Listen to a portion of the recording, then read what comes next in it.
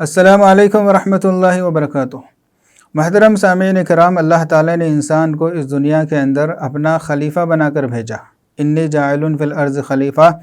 یعنی اللہ تعالیٰ نے انسان کو دنیا کے اندر اپنے احکامات کو نافذ کرنے والا بنا کر بھیجا، اور انسان سے یہ ذمہ داری اسی وقت پوری ہو سکتی تھی جبکہ انسان اس دنیا کے اندر چین اور سکون کی زندگی گزار سکے۔ اسی وجہ سے اللہ تعالیٰ نے غیب کی بہت سی ایسی باتیں جن کو اگر انسان دیکھ لیتا اس دنیا میں رہتے ہوئے تو پھر وہ چین اور سکون سے زندگی نہیں گزار سکتا تھا، ایسی باتوں کو انسان کی نظر سے اللہ تعالیٰ نے مخفی رکھا۔ مثال کے طور پر قبر کا عذاب ہے، جس کے بارے میں حدیث میں آتا ہے کہ قبر کے اندر مردے کو جو عذاب ہوتا ہے اس کی وجہ سے وہ جو چیخ و پکار کرتا ہے، انسان اور جنات کے علاوہ دیگر سارے مخلوقات اس کی آواز سنتے ہیں۔ اور حشر کے عذابات ہے، قیامت کے دن کے بھیانک مناظر ہے، یہ ساری چیزیں انسان سے مخفی رکھی گئی اسی غرض کے ماتحت۔ دوسری طرف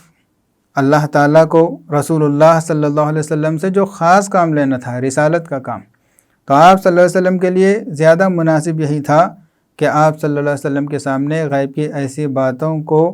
منکشف کر دیا جائے اور آپ صلی اللہ علیہ وسلم کو دکھایا جائے، تاکہ آپ صلی اللہ علیہ وسلم کو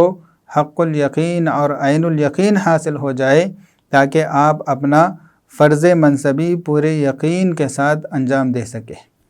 تو اسی غرض سے بہت سی غیب کی باتیں اللہ تعالیٰ نے اپنے رسول صلی اللہ علیہ وسلم کے سامنے کھول کر رکھ دی ہیں۔ تو اسی ضمن میں ایک حدیث میں آپ صلی اللہ علیہ وسلم ارشاد فرماتے ہیں کہ لوگوں دیکھو، میں بہت ساری ایسی چیزیں دیکھتا ہوں جو تم دیکھ نہیں سکتے، اور بہت ساری ایسی چیزوں کو میں سنتا ہوں جو تم سن نہیں سکتے۔ پھر آپ صلی اللہ علیہ وسلم نے فرمایا کہ دیکھو، یہ آسمان جو ہے یہ چرچراتا ہے۔ چرچرانے کا مطلب یہ ہوتا ہے کہ کسی بھی چیز پر جب بہت زیادہ بوجھ پڑ جاتا ہے تو اس کے اندر سے آوازیں نکلتی ہیں۔ مثال کے طور پر ایک پرانی ٹرک ہے جو بہت زیادہ پرانی ہے اور اس کے اوپر انتہائی زیادہ لوڈ ڈال دیا گیا ہے، تو جب وہ راستے پر چلتی ہے تو چھوٹے چھوٹے جب گڑھے آتے ہیں تو اس کے اندر سے ایک قسم کی چرچرانے کی آواز آتی ہے۔ تو آپ صلی اللہ علیہ وسلم نے فرمایا کہ آسمان بھی چرچراتا ہے، گویا کہ اس کے چرچرانے کی آواز میں سنتا ہوں، تم نہیں سن سکتے۔ اور کیوں چرچراتا ہے اس کے بارے میں آپ صلی اللہ علیہ وسلم نے فرمایا کہ قسم بخدا آسمان میں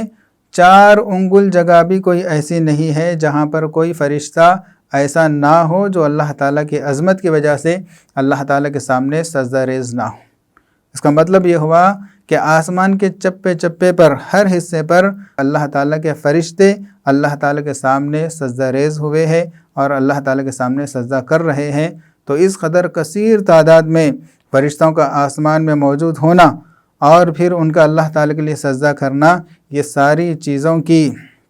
تاب نہ لا کر آسمان گویا کہ چرچراتا ہے، جس کی آواز نبی کریم صلی اللہ علیہ وسلم سنتے ہیں اور ہم اس کو نہیں سن سکتے تھے۔ اور آگے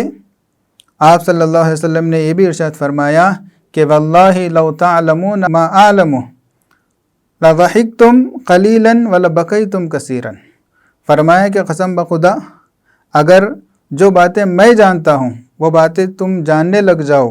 یعنی جو چیزیں میں دیکھتا ہوں وہ چیزیں تمہیں بھی دکھنی شروع ہو جائے، تو تم بہت کم ہنسو گے اور بہت زیادہ رونے لگ جاؤ گے۔ اتنا ہی نہیں بلکہ تم بستروں پر اپنی بیویوں سے لطف اندوز ہونا بھی چھوڑ دو گے، یہاں تک کہ تم اللہ تعالیٰ کا نام لے کر اللہ تعالیٰ کی یاد میں اللہ تعالیٰ کے سامنے آہوزاری کرتے ہوئے انسان اور معاشرے کو چھوڑ کر جنگلوں کی طرف تم نکل جاؤ گے۔ تو یہ آپ صلی اللہ علیہ وسلم نے ارشاد فرمایا۔ تو عزیز ساتھیو، اس کے اندر سب سے پہلی بات جو غور کرنے کی یہ ہے کہ نبی کریم صلی اللہ علیہ وسلم نے ارشاد فرمایا کہ اگر تم غیب کی ان باتوں کو جانتے تو تم پھر دنیا کے اندر چین اور سکون کی زندگی نہیں گزار سکتے، تم اس طرح ہنستے کھیلتے نظر نہیں آتے، بلکہ آخرت کے خوف سے ہمیشہ تم روتے ہی نظر آتے تھے۔ اسی وجہ سے اللہ تعالیٰ نے یہ غیب کی باتیں تمہارے سامنے نہیں کھولی تاکہ تم سکون اور چین کے ساتھ زندگی گزار سکو۔ لیکن عزیز ساتھیو، جس طرح عام انسانوں کے لیے ان غیب کی باتوں کو مخفی رکھا گیا، اسی طریقے سے حضرات صحابہ کرام کے سامنے بھی ان غیب کی باتوں کو مخفی ہی رکھا گیا۔ ان کو بھی نہیں دکھایا گیا، لیکن صحابہ اکرام کو نبی کریم صلی اللہ علیہ وسلم کی بتائی ہوئی باتوں پر کلی یقین تھا، ذرہ برابر ان کو تردد نہیں تھا، بلکہ یہ کہا جا سکتا ہے کہ حضرات صحابہ اکرام کو اپنے آنکھوں سے دیکھی ہوئی چیز سے بھی زیادہ نبی کریم صلی اللہ علیہ وسلم کی بتائی ہوئی چیزوں پر بغیر دیکھے یقین تھا۔ اور یہ ایسے ہی دعویٰ نہیں ہے، بلکہ بہت سارے واقعات سیرت صحابہ میں ہمیں ملتے ہیں جس سے اس بات کی تائید ہوتی ہے۔ مثال کے طور پر صرف ایک واقعہ میں بیان کر کے اپنی بات کو ختم کرتا ہوں کہ حضرت عبداللہ ابن رواحہ رضی اللہ تعالیٰ عنہ کے بارے میں حدیث میں یہ آتا ہے کہ ایک مرتبہ وہ اپنی بیوی کے گود میں لیٹے ہوئے تھے، اتنے میں اچانک وہ رونے لگ گئے، تو ان کو روتا ہوا دیکھ کر ان کی بیوی بھی رونے لگ گئی۔ تو حضرت عبداللہ ابن رواحہ رضی اللہ تعالیٰ عنہ نے اپنی بیوی سے پوچھا کہ بھائی تم کیوں رو رہی ہو؟ تو انہوں نے کہا کہ جب آپ کو روتا ہوا میں نے دیکھ لیا تو مجھے بھی رونا آ گیا اور میں رو رہی ہوں۔ تو حضرت عبداللہ ابن رواحہ رضی اللہ تعالیٰ عنہ نے کہا کہ اللہ کی بندی میں تو اس لیے رو رہا ہوں کہ اللہ تعالیٰ نے قرآن پاک میں ارشاد فرمایا وَإِن مِّنكُمْ إِلَّا وَارِدُهَا، یعنی تم میں سے ہر ایک انسان کو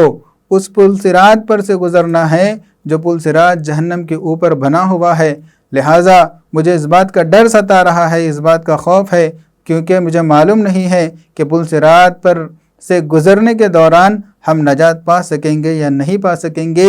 یہ فکر مجھے لاحق ہو گئی ہے جس کے خوف سے میں رو رہا ہوں۔